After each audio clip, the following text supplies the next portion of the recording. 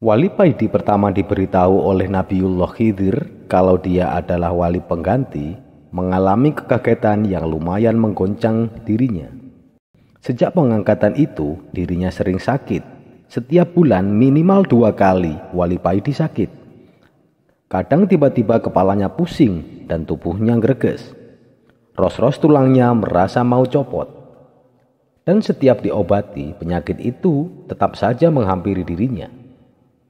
Seakan obat-obatan tidak mempan melawan penyakitnya. Akibatnya, Wali Paidi sering tidak hadir di acara-acara yang biasa ia hadiri, seperti ngopi bareng, remian, maleman, melean, sampai bolo-bolo meledeknya seperti orang kiri yang manja.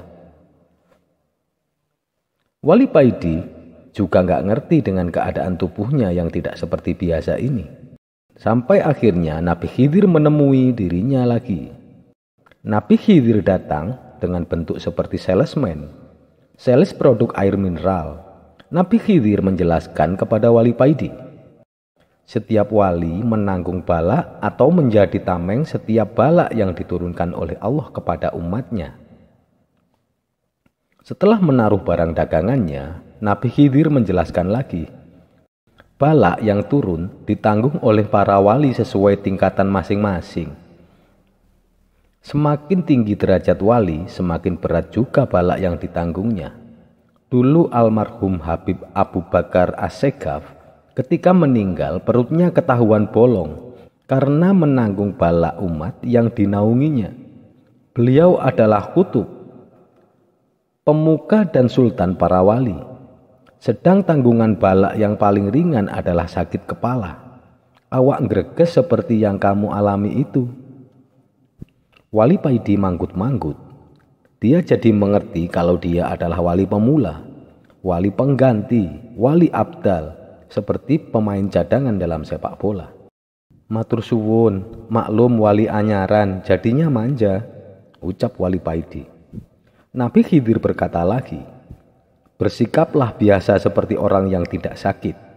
Mereka, para wali juga mengalaminya, tapi mereka menyembunyikannya. Nabi Khidir berdiri lalu beranjak pergi. Baru berjalan beberapa langkah, Nabi Khidir menoleh dan berkata lagi, oh iya, setiap ada orang yang memuji-mujimu, kamu juga akan merasakan sakit seperti itu. Wali Paidi terdiam. Dia menyeruput kopinya lagi dan mengambil satu batang rokok dan menyalakannya. Enak-enak merokok, lewatlah Nabi Ilyas di samping Wali Paidi yang menyamar sebagai penjual gorengan. Memang enak jadi wali. Nabi Ilyas meledek. Wali Paidi dengan perasaan penuh gundah berniat pergi ke Tulung Agung sowan ke Mas Kiai. Sekarang banyak para murid Mas Kiai kesana kemari menjual nama Mas Kiai untuk kepentingan dirinya pribadi, meminta uang dan minta dihormati secara berlebihan. Ketika memasuki gerbang pondok, Wali Paidi melihat banyak orang duduk di sebelah musola. Mereka orang-orang penting pondok sini. Ada perlu apa, Mas? Tanya salah satu dari mereka.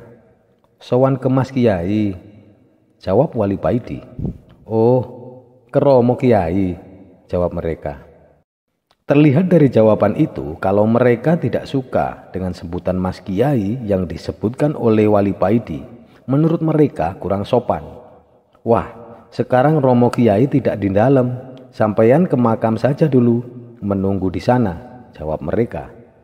Inggih, jawab Mas Paidi. Ketika Wali Paidi mau beranjak pergi ke makam, ada suara yang memanggilnya. Di, Paidi, ayo melu aku. Wali Paidi menoleh. Dilihatnya Mas Kiai yang memanggilnya. Wali Paidi berbalik mendekati Mas Kiai dan mencium tangannya. Serentak kelima orang yang duduk di sebelah musola berdiri berniat ikut-ikutan salaman ke Mas Kiai. Ternyata mereka duduk di situ juga menunggu Mas Kiai. Mas Kiai mengangkat tangannya. Beliau memberi isyarat kalau beliau tidak mau disalami. Mereka lalu duduk kembali. Wali Paidi mengikuti Mas Kiai keluar dari pondok. Mas Kiai menuju mobil yang berada di depan gerbang. Mas Kiai menyuruh Wali Paidi masuk ke dalam mobil. Di dalam mobil sudah ada adik-adik Mas Kiai. Wali Paidi menyalami mereka. Mas Kiai mengarahkan mobilnya ke selatan. Mas Kiai mengarahkan mobilnya ke selatan. Wali Paidi tidak tahu diajak kemana. Mobil itu baru berhenti ketika di depannya ada warung kopi. Mas Kiai turun diikuti adik-adiknya. Wali Paidi mengikuti di belakang. Warung kopi ini terlihat sederhana, tapi dari aroma kopinya terasa kalau kopi di warung ini terasa nikmat. Adik-adik Mas Kiai duduk agak menjauh, sedang Wali Paidi dan Mas Kiai duduk di satu meja. Wali Paidi belum berani mengutarakan niatnya ke Mas Kiai. Baru setelah pesanan kopi datang dan Mas Kiai tampak sudah menyeruput kopinya dan mulai menyalakan rokok miliknya, Wali Paidi berniat mengutarakan unek-uneknya. Dari rumah saja, Di.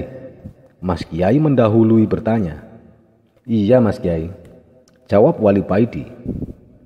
Begini, Di. Kadang Allah menguji hambanya dengan mendatangkan orang-orang yang berniat menipu kepada kita. Apakah kita akan terusik dengan hal tersebut atau tidak?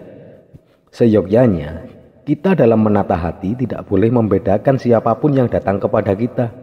Hati kita tidak boleh kemasukan sifat benci ataupun tidak suka kepada siapapun, kata Mas Kiai. Setelah menghisap rokoknya, Mas Kiai berkata lagi, Allah mengujiku dengan mendatangkan para murid yang suka menjual namaku, suka meminta atas namaku. Dalam hal ini tidak boleh sedikitpun di dalam hatiku ada rasa benci atau tidak suka terhadap mereka, karena Allah lebih berhak memutuskan apa yang dikehendakinya. Aku hanya membimbing mereka. Kadang Allah mengirim orang untuk menipuku. Apakah hatiku akan sedih dengan uang ratusan juta yang raib karena ulah mereka? Apakah hatiku akan benci kepada mereka? Ini semua ujian, Di. Kadang untuk mengajarkan nafsuku, aku malah memberi uang kepada mereka yang pernah menipuku. Kita harus menjaga hati kita, jangan sampai kemasukan sifat-sifat tercela. Wali Paidi menunduk. Dan tanpa bisa dicegah, berlinanglah air matanya. Suatu ketika HP Wali Paidi berbunyi nada deringnya. Wali Paidi melihat HP-nya. Terlihat sebuah nama yang Wali Paidi sangat mengenal dan menghormatinya. Wali Paidi mengangkat HP-nya. Bro, ayo ngopi bro. Suara terdengar dari seberang. Siap bro, jawab Wali Paidi. Wali Paidi bergegas ganti pakaian. Sarung wadimor dan baju ditanggalkannya. Dia ganti memakai celana yang di bawahnya mengecil yang dia tidak tahu celana apa ini namanya. Kaos oblong ketat warna hitam dan rambut gaya Kim Jong Il yang lagi ngetren saat itu. Yang kanan kiri dipotong tipis tapi atasnya dibiarkan lebat. Wali Paidi baru kemarin potong rambut model begini di tukang potong rambut Madura. Wali Paidi bergaya seperti ini demi menghormati teman yang mengajaknya ngopi ini. Wali Paidi ini sampai sekarang masih heran dengan temannya yang satu ini. Penampilannya mas bro banget. Padahal kalau tahu dan lama bergaul dengannya, temannya ini luas dan dalam laksana samudra. Wali Paidi berangkat, padahal dia belum tahu temannya ini ngopi di mana. Yang penting dia berangkat dengan niatan nyambung seduluran. Tidak lama kemudian HP-nya berbunyi. Ada SMS masuk. Aku tunggu di Brojan Cafe. Bunyi SMS. Aku meluncur bro, jawab Wali Paidi dalam SMS-nya. Sekitar 1 jam, Wali Paidi sudah sampai di warung yang dimaksud. Kafe yang bergaya modern dan gaul. Wali Paidi masuk ke dalam. Dilihatnya temannya ini sudah ada di dalam bersama kawan-kawannya. Hai, sini bro, ucap temannya mempersilahkan duduk. Wali Paidi mengangkat tangannya, say hello, kemudian duduk. Tidak lama kemudian datang seorang perempuan menyodorkan menu kepada Wali Paidi. Pesan apa bro? Ucap Wali Paidi kepada temannya. Terserah wis, kata temannya. Wali Paidi mengambil menu dan membukanya. Wali Paidi mulai kebingungan dengan gambar menu yang dilihatnya. Gambar makanan dan nama-nama aneh terpampang di depan Wali Paidi. Karena selama ini Wali Paidi kalau ke warung taunya hanya rawon dan nasi pecel. Wali Paidi mencoba melihat menu minuman. Wali Paidi tambah bingung karena gambar kopi hitam yang dicarinya tidak ada. Yang ada hanya minuman warna-warni dan aneh-aneh. Ada kopi tapi sudah dimodifikasi sedemikian rupa. Ini aja bro. Wali Paidi menunjuk gambar minuman yang menurutnya menarik. Gak makan? Ucap temannya. Enggak bro, ucap Wali Paidi. Di sini makanannya juga ada nasinya loh. Goda temannya, tahu kalau Paidi bingung. Enggak bro, udah kenyang, kata Wali Paidi. Wali Paidi sendiri tidak tahu mengapa dirinya merasa enggak selera dan merasa kenyang setelah melihat gambar makanan di menu. Setelah makanan datang, mulailah Wali Paidi ngobrol-ngobrol. Asap rokok mulai mengepul di antara mereka. Milt, Samsu, Marlboro berserakan di atas meja. Suasana di kafe ini sangat ramai. Di sebelah meja Wali Paidi ada sekelompok muda-mudi yang sangat ramai, tertawa dan bersenda gurau dengan hebatnya. Biarkan saja mereka bro, mereka itu masih mimpi. Nanti kalau mereka bangun mereka akan menangis-nangis, ucap temannya Wali Paidi.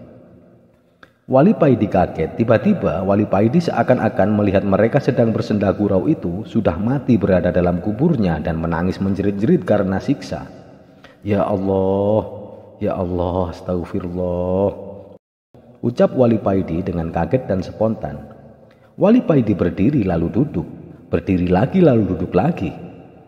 Ya Allah, bro, gimana dengan diriku? Bro, gimana dengan diriku bro? Ucap Wali Paidi dengan menunduk. Wali Paidi merasa dirinya selama hidup di dunia ini bagaikan orang yang tidur dan bermimpi. Dia sering melupakan Allah dan hanya mengejar kenikmatan dunia. Kelak kalau dirinya mati dia baru sadar, seakan bangun dari tidurnya. Astagfirullah, astagfirullah. Hanya itu yang keluar dari mulut Wali Paidi. Dengan bersandarkan tembok, Wali Paidi menikmati kopinya. Sesekali dia menyedot rokoknya. Allah, ya Allah, ya Allah. Dzikir Wali Paidi mengiringi hembusan rokoknya. Wali Paidi mendoakan seluruh masyarakat di kampungnya, seluruh teman-temannya, guru-gurunya, dan semua yang berhubungan dengannya. Wali Paidi bersiap-siap mau mengunjungi saudaranya yang baru mempunyai anak. Setelah merasa cukup ngopi dan merokoknya, Wali Paidi mengeluarkan motor dan mempersiapkan segala keperluan kalau hujan turun. Dan berangkatlah Wali Paidi ke rumah saudaranya. Di sebuah warung kopi, duduklah Wali Paidi di pojok warung. Di sebelahnya pintu masuk. Wali Paidi pesan kopi klasik 1 cangkir. Karena hanya menu itu yang menurut Wali Paidi yang terasa kopi. Lagi enak merokok, datanglah temannya duduk di samping Wali Paidi. Setelah bersalaman dan pesan kopi, temannya ini berkata kepada Wali Paidi, "Bro, aku habis menggoda setan," ucap temannya. "Oh ya?" jawab Wali Paidi tersenyum. Teman Wali Paidi lalu bercerita, "Sudah 2 hari ini bro, setiap aku mau sholat isya, setan mendatangiku. Kakiku dipijit, rambutku dibelai, dan mataku ditutup olehnya. Dan akhirnya aku kalah." Setelah menyalakan rokoknya, teman Wali Paidi ini melanjutkan ceritanya dengan penuh semangat. "Dan tadi, di hari ketiga, aku berpura-pura terbuai oleh pijatan setan. Tapi lama-lama aku mulai hanyut dan benar-benar mau ketiduran. Ketika mataku mau terpejam, aku bentak tubuhku untuk bangun. Dan akhirnya aku bangun dan sholat isya. Aku puas bisa membuat jengkel para setan yang gagal memperdayaiku." "Apa kamu bisa melihat setan?" tanya Wali Paidi. "Tidak, tapi aku bisa merasakannya," jawab temannya. "Sebenarnya setan tetap berhasil menggodamu," kata Wali Paidi. "Kok bisa begitu? Coba sampean jelaskan," pinta temannya. "Kalau sholat isya sudah bukan karena Allah, tapi karena ingin membuat jengkel para setan, padahal setannya nggak jengkel, malah senang melihatmu melakukan itu," jelas Wali Paidi. "Masya Allah, iya ya, aku nggak menyadari hal itu. Terus selama ini gimana caranya sampeyan melawan hawa nafsu?" tanya temannya. Aku belum pernah melawan, tapi hanya minta kepada Allah supaya diberi kekuatan menahan hawa nafsu. Karena manusia sudah dicap sebagai golongan yang dhaif. Manusia baru kuat kalau diberi kekuatan oleh Allah. Jelas Wali Paidi lagi. Setelah menghabiskan kopinya, temannya ini pamit pulang kepada Wali Paidi.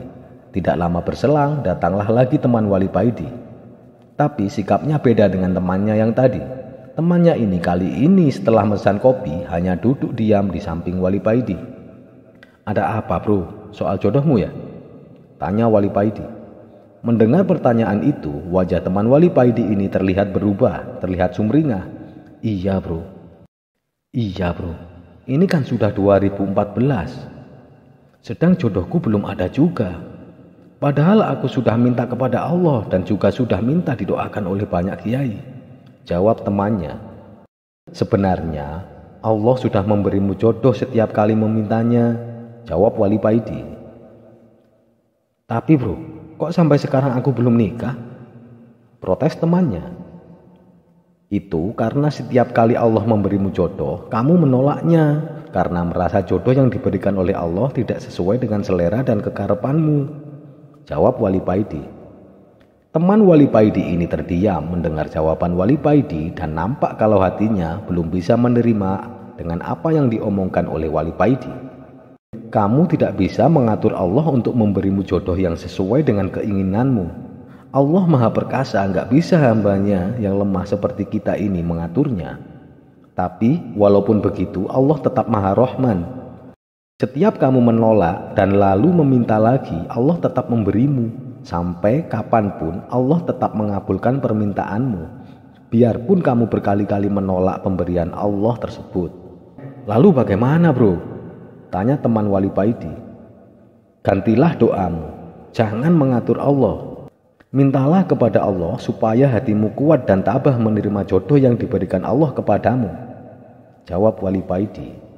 Temannya ini sekali lagi terdiam dan tetap masih belum juga bisa menerima apa yang diucapkan oleh Wali Paidi. Wali Paidi tertunduk haru setelah mendengar kabar kalau Kiai Sepuh sakit dan harus opname di rumah sakit. Dokter memutuskan Kiai Sepuh harus operasi, tapi Kiai Sepuh tidak mau dioperasi. Wali Paidi meminta izin kepada Allah supaya jasadnya menjadi dua. Dan Allah mengabulkan permintaannya. Jasadnya yang zahir berada di rumah, sedang jasadnya yang gaib berada di rumah sakit mendampingi Kiai Sepuh. Ketika Wali Paidi sudah berada di rumah sakit, beliau langsung menuju kamar Kiai Sepuh dirawat. Tampak di situ sudah berkumpul beberapa wali yang kesemuanya sudah hadir di jasadnya yang gaib sama seperti Wali Paidi. Wali Paidi mengucapkan salam dan mencium tangan Kiai Sepuh, lalu menyalami satu persatu wali yang hadir di situ. Nak, baru saja Nabi Khidir pergi. Beliau tadi di sini sejak pagi, ucap Kiai Sepuh kepada Wali Paidi. Alhamdulillah Kiai, jawab Wali Paidi. Di dalam kamar itu ada Ibu Nyai, putra putri Kiai Sepuh dan beberapa kerabat. Mereka tidak dapat melihat kehadiran Wali Paidi dan beberapa wali yang lain. Tampak di wajah para keluarga kesedihan yang mendalam. Mereka sedih karena Kiai Sepuh tidak mau dioperasi. Wali Paidi melihat wajah Kiai Sepuh. Terlihat dengan jelas kedamaian dan ketentraman di wajah Kiai Sepuh. Wali Paidi paham mengapa Kiai Sepuh tidak mau dioperasi. Karena memang itulah bala berupa penyakit yang harus ditanggung oleh Kiai Sepuh. Setiap wali adalah payung bagi santri dan orang-orang yang berada di wilayah kewaliannya. Ketika turun bala, wali sebagai payung yang pertama kali menanggungnya. Begitu juga dengan Kiai Sepuh ini. Beliau menanggung bala tersebut sudah 3 tahun lebih. Dan Kiai Sepuh menerima semua ini dengan ikhlas karena itu sudah kewajiban dan tanggung jawabnya. Maka tidaklah heran kalau Kiai Sepuh tidak mau dioperasi. Wali Paidi dan beberapa wali yang lain bermunajat kepada Allah. dengan harapan supaya Allah menurunkan ilham dengan mengizinkan Kiai Sepuh untuk melakukan operasi. Dan alhamdulillah, Allah menurunkan ilham berupa diperbolehkannya Kiai Sepuh melakukan operasi. Besoknya Kiai Sepuh mengabarkan kepada keluarganya kalau beliau bersedia dioperasi. Semoga Kiai Sepuh segera sembuh dan dipanjangkan umurnya, dan selalu dalam naungan Allah Subhanahu wa Ta'ala. Amin ya Rabbal Alamin. Lalu Wali Paidi dan beberapa wali yang lain pamit pergi. Berminggu-minggu sudah Wali Paidi pergi entah kemana. Ada yang mengatakan beliau pergi umroh, ada yang bilang beliau sedang bertapa, nirakati bangsa dan negara supaya mempunyai wakil rakyat dan pemimpin yang baik. Ada juga yang meyakini kalau beliau sekarang pergi bersama seorang yang misterius yang konon adalah Nabi Khidir. Wali Paidi ketika mau pergi hanya mengatakan dengan bercanda kalau beliau mau pergi ke barat mencari kitab suci. Kemanakah sebenarnya Wali Paidi pergi? Sebenarnya Wali Paidi sedang melakukan perjalanan dengan sosok yang misterius yang konon adalah Nabi Khidir alaihi salam. Wali Paidi bertemu sosok yang misterius ini dengan tidak sengaja. Waktu itu Wali Paidi hendak pergi ke pasar membeli ikan lele kesukaannya. Di tengah jalan dia melihat seorang yang seumuran dengannya duduk di pagar tembok di tepi jalan. Ketika Wali Paidi berjalan di depannya, sosok ini melemparkan kerikil kepada Wali Paidi. Dengan agak kaget, Wali Paidi menatap sosok misterius tersebut. Setelah berpandangan sejenak, sosok tersebut lalu turun dan melangkah pergi. Yang membuat Wali Paidi kaget dan berjalan mengikuti sosok tersebut adalah adanya lumut tipis kehijauan di pagar sehabis diduduki sosok misterius tersebut. Wali Paidi melihat tanah dan kerikil yang bersentuhan dengan kaki sosok ini juga menjadi kehijauan. Rumput yang kering menjadi segar karenanya. Merasa diikuti, sosok yang dipercaya sebagai Nabi Khidir ini berhenti dan menoleh kepada Wali Paidi. Kamu kepingin tahu semua ini mengapa bisa terjadi? Sebelum Wali Paidi menjawab, sosok misterius itu berkata lagi, mari ikut aku, biar kamu tahu. Semenjak itu, Wali Paidi mengikuti sosok ini dan mulai belajar kepada beliau. Wali Paidi menjadi tahu bahwa beliau kemana-mana memberikan kebaikan kepada sesama, memberi semangat kepada orang yang putus asa, menyirami hati yang kering, membantu orang yang membutuhkan bantuan, mengajari orang kaya supaya senang bersedekah. Sosok ini tidak mengajar dengan lisan maupun tulisan kepada Wali Paidi, tapi sosok ini langsung memberi contoh yang baik, memberi uswatun hasanah kepada Wali Paidi. Setelah dirasa cukup, sosok misterius ini memanggil Wali Paidi. Kamu jangan gampang merasa kagum melihat sesuatu karomah, karena karomah itu buah dari keikhlasan dalam beramal soleh yang istiqomah. Wali Paidi mengangguk. Sekarang kamu pulanglah, ucap sosok misterius tersebut. Wali Paidi menunduk, berniat mencium tangan sosok yang telah mengajarinya ini. Tapi sebelum Wali Paidi mencium tangannya, sosok ini memegang pundaknya dan merangkulnya. Sambil menepuk-nepuk pundaknya, sosok ini berkata, semoga kamu menjadi orang yang berfaedah kepada orang lain, baik di dunia maupun di akhirat, sesuai namamu, Paidi. Wali ini berjalan pulang, dan dia jadi paham mengapa semua yang tersentuh sosok yang misterius ini menjadi hijau. Karena sosok ini bisa memberi kesejukan dan kedamaian kepada orang lain. Kehebatan sosok ini adalah buah dari amal baiknya yang dilakukan dengan istiqomah. Wali Paidi tidak tahu apa yang dialaminya saat ini. Dia sering mendengar benda-benda yang berada di sekitarnya sama berzikir. Semua sapu lidi yang biasa dipergunakannya, sandal para santri yang ditatanya, semua pada berzikir. Semua suatu pagi. Sampai suatu pagi, Wali Paidi dipanggil Mbah Romo Yai. Yang seperti biasa, Mbah Romo menemui Wali Paidi di teras dalam didampingi kopi plus rokok kretek kesayangannya. Setelah menyuruh Wali Paidi untuk meminum kopinya dan memberinya rokok, Mbah Romo Kiai berkata, "Nak, apa yang kamu alami itu hal yang wajar saja. Kamu jangan risau, seperti orang yang belajar membersihkan hatinya dan mengajaknya untuk berzikir setiap saat. Maka akan mengalami seperti apa yang kamu alami sekarang. Bahkan mendengar lolongan anjing pun akan terdengar seperti suara orang yang berzikir. Itu semua pantulan dari hatimu. Kamu pasti ingat dengan hadis yang menceritakan ketika Nabi mendengar kerikil yang dipegangnya sama berzikir." "Injih Kiai," tutur Wali Paidi. "Besok kamu berangkatlah ke Malang, berziarahlah ke makam Habib Abdullah bil Faqih dan ayahnya Habib Abdul Qadir bil Faqih. Tapi sebelum kamu duduk, bacalah salam ini," kata Romo Kiai sambil menyerahkan secarik kertas kepada Wali Paidi. Wali Paidi dengan takdim menerima kertas kecil pemberian Romo Kiai. "Bacalah," perintah Romo Kiai. "Salamullahi ya sadah," dan seterusnya. Wali Paidi membacanya dengan melakukan salam tersebut. Salam itu memang sudah umum. Andai nanti ketika kamu sudah sampai di makam Habib dan Habib tidak berada di makam, maka ketika Habib mendengar ucapan salammu itu, insya Allah Habib akan kembali pulang ke makamnya dan menemui kamu, ucap Romo Kiai menjelaskan. "Inggih Yai. Kamu naik sepeda motor ke Sofyan saja," perintah Kiai. Sofyan adalah putra Romo Kiai. Besoknya Wali Paidi berangkat ke Malang, ke pemakaman umum Kasin. Romo Kiai berkata, makam Habib Abdullah bin Habib Abdul Qadir berada di pemakaman umum Kasin. Hanya itu petunjuk dari Romo Kiai.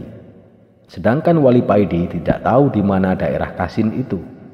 Wali Paidi tidak berani bertanya lebih jelas kepada Romo Kiai karena menjaga tata krama. Wali Paidi manut dan berusaha melaksanakan perintah Romo Kiai tanpa banyak bertanya dan protes. Sesampainya di Malang, Wali Paidi langsung menuju alun-alun kota Malang. Setelah memarkirkan sepedanya, Wali Paidi celingak-celinguk mencari tukang parkir. Tidak lama kemudian ada tukang parkir yang menghampirinya. Wali Paidi lalu bertanya kepadanya di mana daerah Kasin itu. Setelah mendapat penjelasan dari tukang parkir, Wali Paidi langsung berangkat ke daerah Kasin sesuai petunjuk yang diterimanya. Kira-kira 10 menitan Wali Paidi sudah berada di daerah Kasin. Sekarang tinggal mencari di mana letak pemakaman umum Kasin, batin Wali Paidi. Wali Paidi bertanya-tanya kepada orang-orang yang ditemuinya. Ternyata menurut keterangan mereka, pemakaman umum Kasin ada 2. Wali Paidi lalu menerangkan kalau dia berniat ziarah ke makam Habib Abdullah bin Faqih dan abahnya Habib Abdul Qadir bin Faqih. Setelah mendapat petunjuk yang jelas mengenal arah-arah ke makam, Wali Paidi melanjutkan perjalanannya. Tapi Wali Paidi tetap tidak dapat menemukan makam tersebut. Karena ketika sudah dekat, ada saja orang yang menunjukkan arah yang salah. Jadinya Wali Paidi muter-muter saja di wilayah Kasin. Setengah jam lebih Wali Paidi berputar-putar di wilayah Kasin. Karena setiap Wali Paidi bertanya, jawabannya berbeda-beda. Wali Paidi gundah hatinya. Badannya tiba-tiba terasa capek semua. Dia lalu menghentikan sepeda motornya di tepi jalan. Dia turun dari sepeda. Sejurus kemudian Wali Paidi mengeluarkan rokoknya. Di tengah-tengah merokok, Wali Paidi mulai tawasulan. Setelah selesai, Wali Paidi berkata dalam hatinya, "Mbah Habib Abdul Qadir, Mbah Habib Abdullah, saya mau ke makam panjenengan. Tolong tunjukkan di mana makam panjenengan," batin Wali Paidi. Lalu Wali Paidi naik sepeda motornya dan mulai melanjutkan perjalanannya. Wali Paidi mengikuti apa yang diikuti kata hatinya. Kira-kira baru berjalan 50 meter, Wali Paidi mencium bau harum semerbak. Wali Paidi mencium bau harum semerbak. Alhamdulillah, makam Mbah Habib sudah dekat, batin Wali Paidi. Wali Paidi mengikuti bau harum yang diciumnya dan tidak begitu lama akhirnya Wali Paidi sudah berada di depan makam umum Qasin. Wali Paidi berputar-putar dan masuk makam dari samping. Tampak di tengah makam ada bangunan kecil yang atasnya ada kuburannya yang berwarna hijau. Di bawah kubah inilah makam Habib Abdul Qadir bin Faqih dan putranya Habib Abdullah bin Faqih. Ketika berada tepat di depan makam, ada pagar stainlessnya. Wali Paidi membaca salam yang dicatatkan oleh romo kiainya. Baru satu bait dibaca, hawa di sekitar Wali Paidi terasa sudah lain dari yang tadi. Saking terkejutnya, Wali Paidi sampai terdiam sebentar. Lalu dia melanjutkan membaca syair salam ini sampai selesai. Wali Paidi menunduk dan penuh takdim. Wali Paidi merasa ada dua sosok yang agung yang mengawasinya dari dalam. Setelah selesai membaca syair salam, Wali Paidi beranjak ke dekat makam dan duduk memulai membaca tahlil. Baru saja Wali Paidi duduk, tiba-tiba seakan ada suara beduk yang ditabuh. Dum! Diiringi hawa yang menerpa tubuh Wali Paidi. Ketika hawa itu menerpa tubuh Wali Paidi, seluruh tubuh Wali Paidi serentak berzikir. Wali Paidi membaca tahlil diiringi dengan suara beduk. Dum! Allah, Allah, dum! Allah, Allah, Allah. Ketika hawa itu menerpa Wali Paidi, serentak seluruh tubuhnya berzikir. Wali Paidi menyelesaikan pembacaan tahlilnya tepat adzan maghrib berkumandang. Wali Paidi berjalan mundur ketika keluar dari makam. Dia langsung menaiki sepedanya mencari masjid terdekat. Wali Paidi mengikuti azan yang didengarnya. Dia berniat untuk sholat di masjid terdekat. Tapi semakin Wali Paidi mendekat, suara azan itu semakin menjauh. Akhirnya Wali Paidi memutuskan untuk putar balik mencari masjid yang lain. Wali Paidi merasa masjid yang dituju tidak mau menerimanya. Wali Paidi menyusuri jalan ke arah alun-alun kota Malang. Dia berjalan pelan, bersiap kalau ada masjid yang dilaluinya dia akan berhenti. Ketika Wali Paidi berada di depan rumah makan Kairo atau restoran menu Timur Tengah, hatinya menyuruhnya untuk belok kiri. Setelah berjalan 20 meteran, Wali Paidi melihat ada masjid di sebelah kiri jalan. Masjid tersebut posisinya agak masuk ke dalam. Wali Paidi memasukkan sepeda motornya, parkir di halaman masjid. Terlihat sebagian jamaah sudah keluar dari masjid karena sholat maghrib sudah selesai dilaksanakan. Wali Paidi melangkah masuk mencari kamar kecil. Lalu keluarlah seorang, kulitnya agak hitam dan berambut agak gondrong dari dalam masjid. Orang tersebut seakan menyambut Wali Paidi. Mungkin orang ini tukang becak kali. Melihat dari sarungnya yang ngelinting dan baju kukunya yang putih lusuh dan mangkak, batin Wali Paidi. Tapi betapa kagetnya Wali Paidi ketika dia bertanya kepada orang tersebut, di mana letak kamar kecil. Wali Paidi melihat dengan jelas wajah orang tersebut ketika menunjukkan arah ke kamar kecil. Ternyata orang-orang yang dikiranya tukang becak ini adalah seorang Habib. Wali Paidi ke kamar kecil dengan perasaan yang tidak tenang. Dia merasa berdosa karena mengira Habib tersebut sebagai tukang becak. Wali Paidi berniat sehabis dari kamar kecil akan meminta maaf kepadanya. Tapi ketika Wali Paidi selesai berwudu dan mau masuk ke masjid, Habib yang dimaksud sudah tidak ada. Wali Paidi mencarinya di parkiran tidak ada, dan mencarinya di dalam masjid juga tidak ada. Wali Paidi merasa menyesal karena gampang menyangka buruk kepada orang lain, gampang menilai seseorang dari penampilan luarnya. Wali Paidi tidak tenang ketika melaksanakan sholat maghrib. Dia meminta kepada Allah di dalam sholatnya untuk dipertemukan dengan Habib tersebut. Dan ketika dia mengucapkan salam yang kedua dengan menoleh ke kiri, dilihatnya Habib yang dicarinya sudah berdiri di samping kirinya. Wali Paidi berniat mendekat mau mencium tangannya. Tapi Habib muda tersebut langsung lari keluar dari masjid menuju jalan raya terus hilang entah kemana. Subhanallah. Ternyata di kota Malang yang hiruk pikuk ini masih ada kekasih Allah yang berseliweran. Seharusnya aku tadi minta kepada Allah tidak hanya bertemu, tapi juga bisa minta diberi kesempatan untuk mencium tangannya. Batin Wali Paidi. Setelah berzikir sebentar, datanglah seorang pemuda pengurus masjid mendekatinya sambil memberi secangkir teh jahe kepadanya. Dan Wali Paidi melihat banyak habib-habib sepuh mulai berdatangan memasuki masjid. Rupanya sehabis maghrib di masjid ini diadakan rutinan membaca Ratibul Haddad. Wali Paidi berniat untuk keluar karena dia merasa tidak pantas mengikuti acara tersebut. Melihat yang datang semuanya berjubah, sedang dirinya bercelana jin dan berkaos oblong hitam dengan gambar Gus Dur yang tertawa. Ketika Wali Paidi berdiri, dia mendengar suara tanpa wujud yang berkata kepadanya, "Kamu mau pergi kemana? Apakah kamu tidak malu menolak undangan Nabi Muhammad?" Wali Paidi duduk kembali, mengurungkan niatnya untuk keluar masjid. Dia mengikuti pembacaan Ratibul Haddad itu sampai selesai. Wali Paidi merasa malu sekali kepada habib-habib sepuh yang hadir di majelis, terutama kepada Nabi Muhammad yang mengundangnya. Sehabis dari makam gurunya, Wali Paidi langsung menuju warung kopi di daerah Botoran, Lutz Cafe, warung kopi yang tertua dari Lutz yang lain. Seperti biasanya, Wali Paidi pesan kopi klasik karena hanya menu itu yang masih terasa kopinya. Wali Paidi duduk di teras depan, menunggu temannya yang masih sowan ke Mas Kiai. Wali Paidi menyeruput kopi klasiknya sedikit, karena kopi klasik ini tersaji dengan cangkir yang sangat kecil.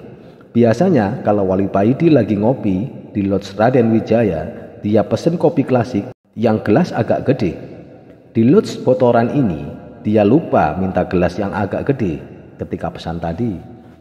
Wali Paidi mengarahkan pandangannya ke kaca yang bertuliskan Lutz Cafe. Batinnya berkata, "Semoga Lutz Cafe ini ada di setiap kota seluruh Jawa. Lutz Cafe ini didirikan sejatinya untuk kesejahteraan umat, bukan untuk memperkaya diri. Siapapun yang ngopi di sini ikut andil dalam mensejahterakan umat." Tak lama kemudian teman Wali Paidi datang. Setelah temannya ini duduk, Wali Paidi bertanya kepadanya, "Dibilangin apa saja sama Mas Kiai?" "Disuruh membuat lapangan pekerjaan sebanyak-banyaknya," jawab teman Wali Paidi. Disuruh langsung praktek, khairun nas anfa'uhum linnas," kata Wali Paidi. "Iya Kang," kata teman Wali Paidi. Memang salah satu karomah para wali saat ini adalah bisa memberi pekerjaan kepada orang lain. Tapi ada yang mengganjal di hati tentang perkataan beliau, kata teman Wali Paidi. "Apa itu?" tanya Wali Paidi. "Mas Kiai sangat tidak suka kalau melihat anak muda yang kerjaannya mancing," jelas temannya. Wali Paidi tertawa. "Kita kan tahu Mbah Kiai di Mojokerto juga sering mancing," jelas teman Wali Paidi. Wali Paidi menyedot rokoknya dalam-dalam, lalu dia bercerita. Dulu ada santri yang bertanya kepada Mbah Kiai. Waktu itu Mbah Kiai sedang dalam posisi mancing. "Kiai, apa Nabi Khidir suka dengan orang yang mancing?" tanya santri. Santri ini berasumsi dan sering mendengar cerita kalau Nabi Khidir itu suka menjumpai orang tertentu ketika mancing. Bukan begitu, Nabi Khidir itu suka dengan orang yang mempunyai jiwa yang tenang. Dan biasanya orang yang mancing itu mempunyai jiwa yang tenang, jawab Kiai. Setelah mendengar cerita Wali Paidi, temannya ini bertanya kepada Wali Paidi, "Terus tentang dawuh Mas Kiai tentang mancing itu gimana?" Mas Kiai juga benar. Sekarang orang yang suka mancing itu rata-rata bertujuan melarikan diri dari masalah yang dihadapinya. Beda sekali dengan mancingnya Mbah Kiai, jelas Wali Paidi. "Maksudnya Kang?" tanya teman Wali Paidi. "Mbah Kiai adalah orang yang sudah mempunyai jiwa yang tenang," jelas Wali Paidi.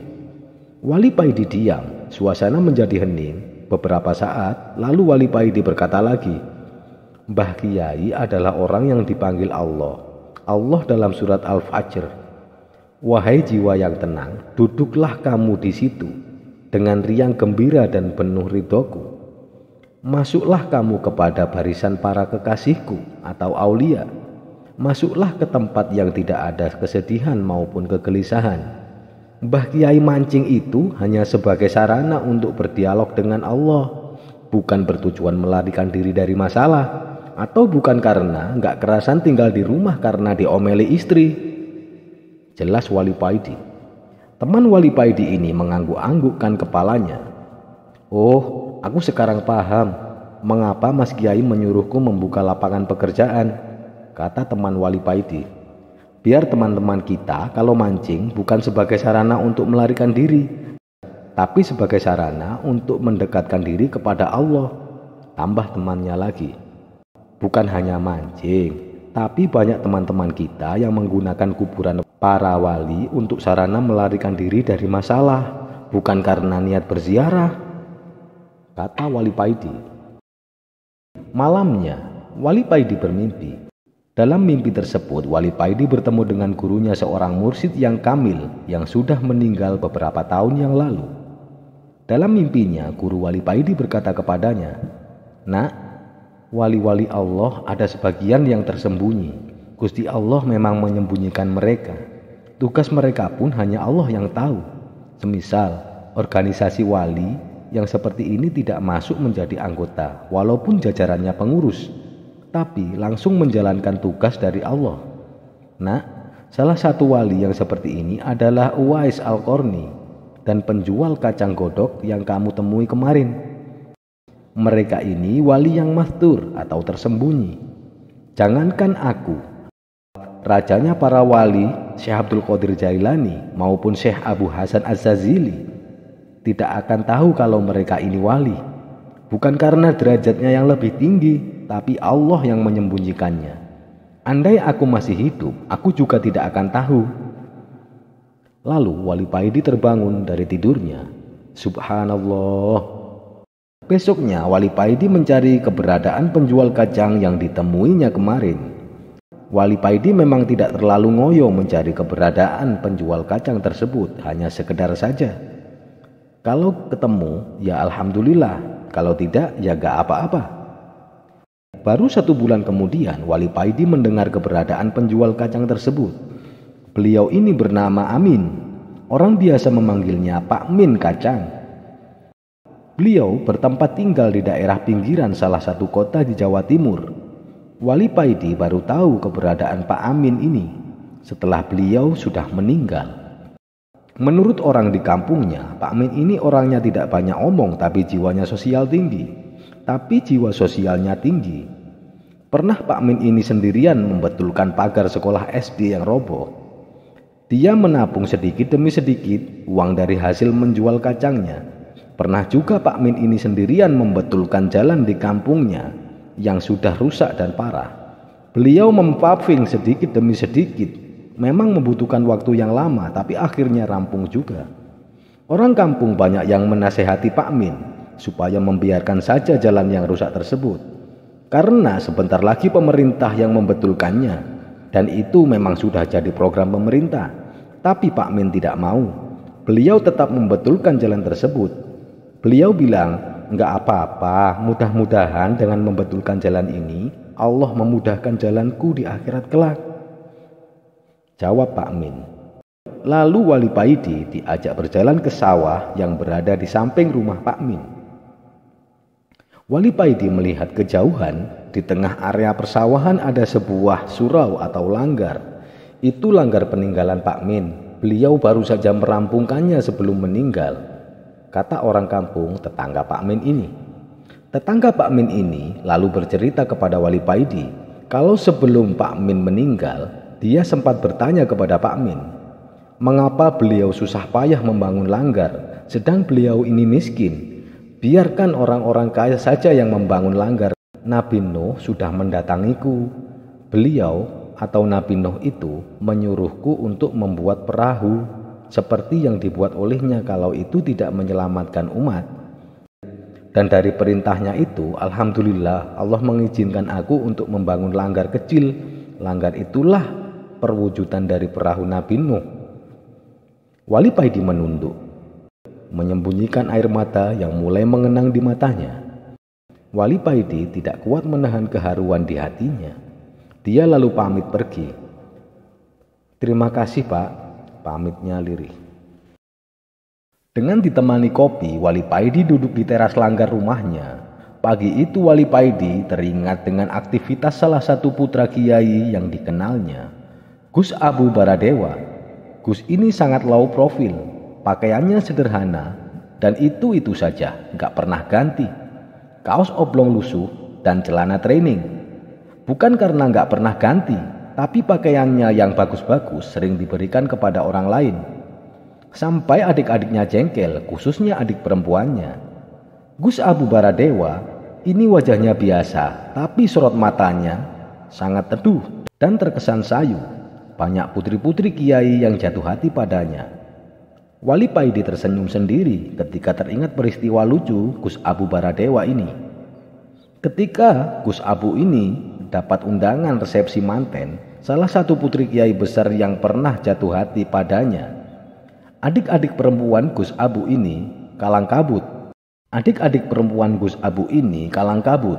Adik-adiknya ini khawatir nanti kalau kakaknya datang ke resepsi pernikahan dengan pakaian yang biasa dipakainya tiap hari itu. Sedang mereka kenal baik dan akrab dengan Ning yang punya hajat ini. Dan dengan inisiatif saudara-saudaranya yang lain, adik perempuannya ini membeli kemeja yang bagus buat kakaknya. Kalau nggak salah, warna kemejanya ini biru langit. Ketika memberikan kemeja kepada Gus Abu, adiknya ini mewanti-wanti supaya kakaknya memakai kemeja yang diberikannya. Acara resepsi akhirnya tiba. Adik Gus Abu ini datang duluan. Ikut rewah atau biodo. Hatinya ketar-ketir menunggu kakaknya datang. Ketika rombongan kakaknya datang, adiknya ini langsung berlari. Dilihatnya kakaknya duduk di depan dengan memakai kemeja yang dibelikannya. Adiknya ini jadi lega dan tersenyum tenang. Tetapi alangkah kagetnya dia ketika melihat kakaknya ini turun dari mobil. Kakaknya ini tetap memakai celana training kebesarannya. Wah, aduh, ucap adiknya dengan terbengong. Wali Paidi menyedot rokoknya. Dia masih terkenang dengan Gus yang dikenalnya, Gus Abu Baradewa. Setiap pagi Gus Abu Baradewa ini berkeliling melihat gubuk para santri, mengecek siapa yang sudah kehabisan beras. Lalu Gus Abu Baradewa ini akan mengambilkan beras dari dalam. Setelah memberi beras, Gus Abu ini berkeliling lagi melihat tanamannya. Ada bunga, obat herbal, dan lain-lain. Dengan telaten, Gus Abu memeriksa satu persatu. Setelah beres, Gus Abu ini pergi ke dalam mengambil jagung, memberi makan ayam dan puluhan burung dara. Para santri kadang nggak tahu siapa yang ngasih beras, karena kebanyakan para santri tidurnya pagi sehabis duhaan. Mereka sendiri terlalu tawakal, jadi nggak sempat ngecek berasnya habis apa tidak. Hehehe. Setelah semuanya beres, Gus Abu ini pergi ke pasar diantar santri dalam dengan naik becak. Mencari lauk pauk buat kepentingan para santri. Selama di atas becak, tidak henti-hentinya mendoakan orang-orang yang ditemui dan dilewatinya.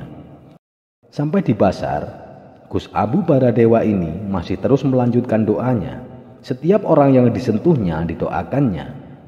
Kalau belanjaan dirasa cukup, Gus Abu ini pulang dan mampir ke kios koran, memberikan koran buat adik-adiknya, tabloid masak dan fashion buat adik-adik perempuannya, tabloid olahraga, koran-koran politik dan ketatanegaraan buat adik-adik lelakinya.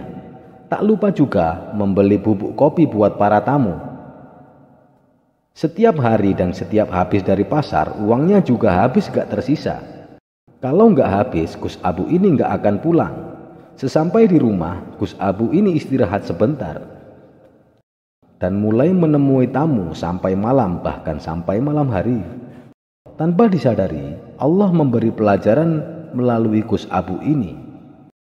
Buat siapa saja yang mau bertafakur dan menata hati, betapa manusia itu harus berusaha rahmatan lil alamin, karena itu adalah salah satu tanda insan kamil atau insan sempurna. Sosoknya yang jenaka dan lemah lembut bukan berarti Gus Abu ini nggak sakti dan gak berani. Tapi Gus Abu ini sudah mulai masuk pada konsep cukuplah Allah bagiku. Dan gak ada perasaan takut terhadap apapun kecuali takut kepada Allah.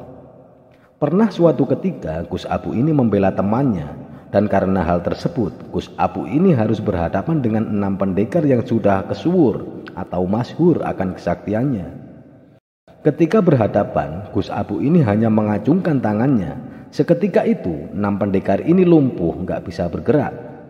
Wali Paidi menyedot rokoknya dan berucap, "Duh Gusti, derek kula Gus Abu para dewa, Al-Fatihah." Wali Paidi bercerita, "Aku duduk melingkar bersama 5 orang sepuh yang aku tidak tahu siapa mereka. Tampak dari wajah mereka kalau mereka sedang berzikir sir dan menunggu seseorang. Tak lama kemudian datanglah seorang pemuda yang kelihatannya miring otaknya. Pemuda ini datang dengan memakai sarung yang dililitkan di lehernya, bergaya seperti Superman. Dengan agak bergumam, pemuda ini ngomong-ngomong sendiri. Pemuda ini mengibas-ngibaskan sarungnya lalu mendekati kami. Pemuda ini berdiri di tengah-tengah kami dan melewati satu persatu 5 orang sesepuh ini dengan menutupkan sarungnya ke wajah mereka. Ketika melewatiku, pemuda ini tidak menutupi wajahku dengan sarungnya. Pemuda ini mengitari kami sampai 3 kali dan setiap lewat pemuda ini tetap menutupi 5 orang sepuh ini kecuali wajahku saja yang tidak ditutupinya. Setelah berputar sampai 3 kali, pemuda ini berhenti dan Setelah berputar sampai 3 kali, pemuda ini berhenti dan menengadahkan wajahnya ke langit.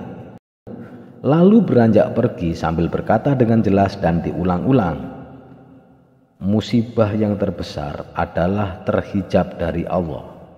Musibah yang terbesar adalah terhijab dari Allah.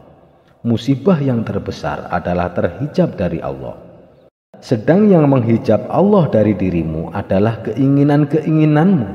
Contohnya, keinginanmu punya anak, ingin nambah istri, ingin kaya, ingin rumah, ingin punya pondok, ingin banyak santri, ingin pinter, ingin punya sepeda, ingin punya mobil, ingin ini, ingin itu.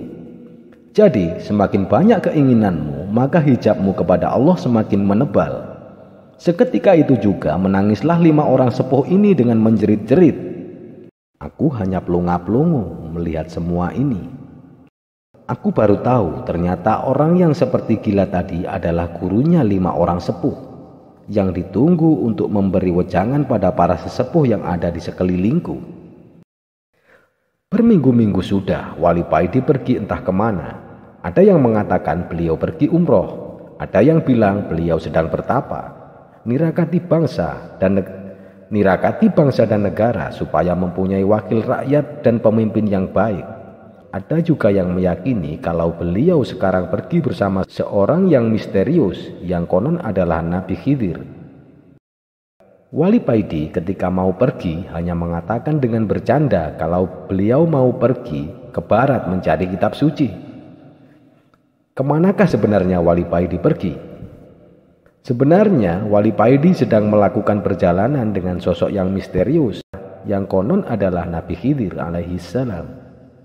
Wali Paidi bertemu sosok yang misterius ini dengan tidak sengaja. Waktu itu Wali Paidi hendak pergi ke pasar membeli ikan lele kesukaannya. Di tengah jalan dia melihat seorang yang seumuran dengannya duduk di pagar tembok di tepi jalan. Ketika Wali Paidi berjalan di depannya, sosok ini melemparkan kerikil kepada Wali Paidi. Dengan agak kaget, Wali Paidi menatap sosok misterius tersebut. Setelah berpandangan sejenak, sosok tersebut lalu turun dan melangkah pergi. Yang membuat Wali Paidi kaget dan berjalan mengikuti sosok tersebut adalah adanya lumut tipis kehijauan di pagar sehabis diduduki sosok misterius tersebut. Wali Paidi melihat tanah dan kerikil yang bersentuhan dengan kaki sosok ini juga menjadi kehijauan. Rumput yang kering menjadi segar karenanya.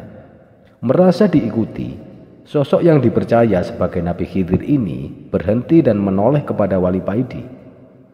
"Kamu kepingin tahu semua ini mengapa bisa terjadi?" Sebelum Wali Paidi menjawab, sosok misterius itu berkata lagi, "Mari ikut aku." biar kamu tahu." Semenjak itu, Wali Paidi mengikuti sosok ini dan mulai belajar kepada beliau. Wali Paidi menjadi tahu bahwa beliau kemana-mana memberikan kebaikan kepada sesama, memberi semangat kepada orang yang putus asa, menyirami hati yang kering, membantu orang yang membutuhkan bantuan, mengajari orang kaya supaya senang bersedekah. Sosok ini tidak mengajar dengan lisan maupun tulisan kepada Wali Paidi, tapi sosok ini langsung memberi contoh yang baik, memberi uswatun hasanah kepada Wali Paidi. Setelah dirasa cukup, sosok misterius ini memanggil Wali Paidi. "Kamu jangan gampang merasa kagum melihat sesuatu karomah, karena karomah itu buah dari keikhlasan dalam beramal soleh yang istiqomah." Wali Paidi mengangguk. "Sekarang kamu pulanglah," ucap sosok misterius tersebut. Wali Paidi menunduk, berniat mencium tangan sosok yang telah mengajarinya ini. Tapi sebelum Wali Paidi mencium tangannya, sosok ini memegang pundaknya dan merangkulnya. Sambil menepuk-nepuk pundaknya, sosok ini berkata, "Semoga kamu menjadi orang yang berfaedah kepada orang lain, baik di dunia maupun di akhirat, sesuai namamu, Paidi." Wali ini berjalan pulang, dan dia jadi paham mengapa semua yang tersentuh sosok yang misterius ini menjadi hijau. Karena sosok ini bisa memberi kesejukan dan kedamaian kepada orang lain. Kehebatan sosok ini adalah buah dari amal baiknya yang dilakukan dengan istiqomah. Wali Paidi tidak tahu apa yang dialaminya saat ini. Dia sering mendengar benda-benda yang berada di sekitarnya sama berzikir. Semua sapu lidi yang biasa dipergunakannya, sandal para santri yang ditatanya, semua pada berzikir. Semua suatu pagi. Sampai suatu pagi, Wali Paidi dipanggil Mbah Romo Yai. Yang seperti biasa, Mbah Romo menemui Wali Paidi di teras dalam didampingi kopi plus rokok kretek kesayangannya. Setelah menyuruh Wali Paidi untuk meminum kopinya dan memberinya rokok, Mbah Romo Kiai berkata, "Nak, apa yang kamu alami itu hal yang wajar saja. Kamu jangan risau, seperti orang yang belajar membersihkan hatinya dan mengajaknya untuk berzikir setiap saat. Maka akan mengalami seperti apa yang kamu alami sekarang. Bahkan mendengar lolongan anjing pun akan terdengar seperti suara orang yang berzikir. Itu semua pantulan dari hatimu. Kamu pasti ingat dengan hadis yang menceritakan ketika Nabi mendengar kerikil yang dipegangnya sama berzikir." "Injih Kiai," tutur Wali Paidi. "Besok kamu berangkatlah ke Malang, berziarahlah ke makam Habib Abdullah bil Faqih dan ayahnya Habib Abdul Qadir bil Faqih. Tapi sebelum kamu duduk, bacalah salam ini," kata Romo Kiai sambil menyerahkan secarik kertas kepada Wali Paidi. Wali Paidi dengan takdim menerima kertas kecil pemberian Romo Kiai. "Bacalah," perintah Romo Kiai. "Salamullahi ya sada," dan seterusnya. Wali Paidi membacanya dengan melakukan salam tersebut. Salam itu memang sudah umum. Andai nanti ketika kamu sudah sampai di makam Habib dan Habib tidak berada di makam, maka ketika Habib mendengar ucapan salammu itu, insya Allah Habib akan kembali pulang ke makamnya dan menemui kamu, ucap Romo Kiai menjelaskan. "Inggih Yai." "Kamu naik sepeda motor ke Sofyan saja," perintah Kiai. Sofyan adalah putra Romo Kiai. Besoknya Wali Paidi berangkat ke Malang, ke pemakaman umum Kasin. Romo Kiai berkata, makam Habib Abdullah bin Habib Abdul Qadir berada di pemakaman umum Kasin. Hanya itu petunjuk dari Romo Kiai. Sedangkan Wali Paidi tidak tahu di mana daerah Kasin itu. Wali Paidi tidak berani bertanya lebih jelas kepada Romo Kiai karena menjaga tata krama. Wali Paidi manut dan berusaha melaksanakan perintah Romo Kiai tanpa banyak bertanya dan protes. Sesampainya di Malang, Wali Paidi langsung menuju alun-alun kota Malang. Setelah memarkirkan sepedanya, Wali Paidi celingak-celinguk mencari tukang parkir. Tidak lama kemudian ada tukang parkir yang menghampirinya. Wali Paidi lalu bertanya kepadanya di mana daerah Kasin itu.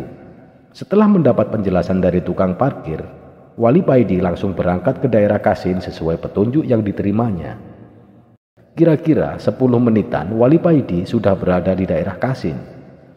Sekarang tinggal mencari di mana letak pemakaman umum Kasin, batin Wali Paidi. Wali Paidi bertanya-tanya kepada orang-orang yang ditemuinya. Ternyata menurut keterangan mereka, pemakaman umum Kasin ada 2. Wali Paidi lalu menerangkan kalau dia berniat ziarah ke makam Habib Abdullah bin Faqih dan abahnya Habib Abdul Qadir bin Faqih. Setelah mendapat petunjuk yang jelas mengenal arah-arah ke makam, Wali Paidi melanjutkan perjalanannya. Tapi Wali Paidi tetap tidak dapat menemukan makam tersebut. Karena ketika sudah dekat, ada saja orang yang menunjukkan arah yang salah. Jadinya Wali Paidi muter-muter saja di wilayah Kasin. Setengah jam lebih Wali Paidi berputar-putar di wilayah Kasin. Karena setiap Wali Paidi bertanya, jawabannya berbeda-beda. Wali Paidi gundah hatinya. Badannya tiba-tiba terasa capek semua. Dia lalu menghentikan sepeda motornya di tepi jalan. Dia turun dari sepeda. Sejurus kemudian Wali Paidi mengeluarkan rokoknya. Di tengah-tengah merokok, Wali Paidi mulai tawasulan. Setelah selesai, Wali Paidi berkata dalam hatinya, "Mbah Habib Abdul Qadir, Mbah Habib Abdullah, saya mau ke makam panjenengan. Tolong tunjukkan di mana makam panjenengan." Batin Wali Paidi. Lalu Wali Paidi naik sepeda motornya dan mulai melanjutkan perjalanannya. Wali Paidi mengikuti apa yang diikuti kata hatinya. Kira-kira baru berjalan 50 meter, Wali Paidi mencium bau harum semerbak. Wali Paidi mencium bau harum semerbak. Alhamdulillah, makam Mbah Habib sudah dekat. Batin Wali Paidi. Wali Paidi mengikuti bau harum yang diciumnya dan tidak begitu lama akhirnya Wali Paidi sudah berada di depan makam umum Kasin. Wali Paidi berputar-putar dan masuk makam dari samping. Tampak di tengah makam ada bangunan kecil yang atasnya ada kuburannya yang berwarna hijau. Di bawah kubah inilah makam Habib Abdul Qadir bin Faqih dan putranya Habib Abdullah bin Faqih. Ketika berada tepat di depan makam, ada pagar stainlessnya. Wali Paidi membaca salam yang dicatatkan oleh romo kiainya. Baru 1 bait dibaca, hawa di sekitar Wali Paidi terasa sudah lain dari yang tadi. Saking terkejutnya, Wali Paidi sampai terdiam sebentar. Lalu dia melanjutkan membaca syair salam ini sampai selesai. Wali Paidi menunduk dan penuh takdim. Wali Paidi merasa ada 2 sosok yang agung yang mengawasinya dari dalam. Setelah selesai membaca syair salam, Wali Paidi beranjak ke dekat makam dan duduk memulai membaca tahlil. Baru saja Wali Paidi duduk, tiba-tiba seakan ada suara beduk yang ditabuh. Dum! Diiringi hawa yang menerpa tubuh Wali Paidi. Ketika hawa itu menerpa tubuh Wali Paidi, seluruh tubuh Wali Paidi serentak berzikir. Wali Paidi membaca tahlil diiringi dengan suara beduk. Dum! Allah, Allah, dum, Allah, Allah, Allah. Ketika hawa itu menerpa Wali Paidi, serentak seluruh tubuhnya berzikir. Wali Paidi menyelesaikan pembacaan tahlilnya tepat adzan maghrib berkumandang. Wali Paidi berjalan mundur ketika keluar dari makam. Dia langsung menaiki sepedanya mencari masjid terdekat. Wali Paidi mengikuti azan yang didengarnya. Dia berniat untuk sholat di masjid terdekat. Tapi semakin Wali Paidi mendekat, suara adzan itu semakin menjauh. Akhirnya Wali Paidi memutuskan untuk putar balik mencari masjid yang lain. Wali Paidi merasa masjid yang dituju tidak mau menerimanya. Wali Paidi menyusuri jalan ke arah alun-alun kota Malang. Dia berjalan pelan, bersiap kalau ada masjid yang dilaluinya dia akan berhenti. Ketika Wali Paidi berada di depan rumah makan Kairo atau restoran menu Timur Tengah, hatinya menyuruhnya untuk belok kiri. Setelah berjalan 20 meteran, Wali Paidi melihat ada masjid di sebelah kiri jalan. Masjid tersebut posisinya agak masuk ke dalam. Wali Paidi memasukkan sepeda motornya parkir di halaman masjid. Terlihat sebagian jamaah sudah keluar dari masjid karena sholat maghrib sudah selesai dilaksanakan. Wali Paidi melangkah masuk mencari kamar kecil. Lalu keluarlah seorang, kulitnya agak hitam dan berambut agak gondrong dari dalam masjid. Orang tersebut seakan menyambut Wali Paidi. Mungkin orang ini tukang becak kali. Melihat dari sarungnya yang ngelinting dan baju kukunya yang putih lusuh dan mangkat, batin Wali Paidi. Tapi betapa kagetnya Wali Paidi ketika dia bertanya kepada orang tersebut, di mana letak kamar kecil. Wali Paidi melihat dengan jelas wajah orang tersebut ketika menunjukkan arah ke kamar kecil. Ternyata orang-orang yang dikiranya tukang becak ini adalah seorang Habib. Wali Paidi ke kamar kecil dengan perasaan yang tidak tenang. Dia merasa berdosa karena mengira Habib tersebut sebagai tukang becak. Wali Paidi berniat sehabis dari kamar kecil akan meminta maaf kepadanya. Tapi ketika Wali Paidi selesai berwudu dan mau masuk ke masjid, Habib yang dimaksud sudah tidak ada. Wali Paidi mencarinya di parkiran tidak ada, dan mencarinya di dalam masjid juga tidak ada. Wali Paidi merasa menyesal karena gampang menyangka buruk kepada orang lain, gampang menilai seseorang dari penampilan luarnya. Wali Paidi tidak tenang ketika melaksanakan sholat maghrib. Dia meminta kepada Allah di dalam sholatnya untuk dipertemukan dengan Habib tersebut. Dan ketika dia mengucapkan salam yang kedua dengan menoleh ke kiri, dilihatnya Habib yang dicarinya sudah berdiri di samping kirinya. Wali Paidi berniat mendekat mau mencium tangannya. Tapi Habib muda tersebut langsung lari keluar dari masjid menuju jalan raya terus hilang entah kemana. Subhanallah. Ternyata di kota Malang yang hiruk pikuk ini masih ada kekasih Allah yang berseliweran. Seharusnya aku tadi minta kepada Allah tidak hanya bertemu, tapi juga bisa minta diberi kesempatan untuk mencium tangannya. Batin Wali Paidi. Setelah berzikir sebentar, datanglah seorang pemuda pengurus masjid mendekatinya sambil memberi secangkir teh jahe kepadanya. Dan Wali Paidi melihat banyak Habib-Habib sepuh mulai berdatangan memasuki masjid. Rupanya sehabis maghrib di masjid ini diadakan rutinan membaca Ratibul Hadad. Wali Paidi berniat untuk keluar karena dia merasa tidak pantas mengikuti acara tersebut. Melihat yang datang semuanya berjubah, sedang dirinya bercelana jin dan berkaos oblong hitam dengan gambar Gus Dur yang tertawa. Ketika Wali Paidi berdiri, dia mendengar suara tanpa wujud yang berkata kepadanya, "Kamu mau pergi kemana? Apakah kamu tidak malu menolak undangan Nabi Muhammad?" Wali Paidi duduk kembali, mengurungkan niatnya untuk keluar masjid. Dia mengikuti pembacaan Ratibul Hadad itu sampai selesai. Wali Paidi merasa malu sekali kepada Habib-Habib sepuh yang hadir di majelis, terutama kepada Nabi Muhammad yang mengundangnya.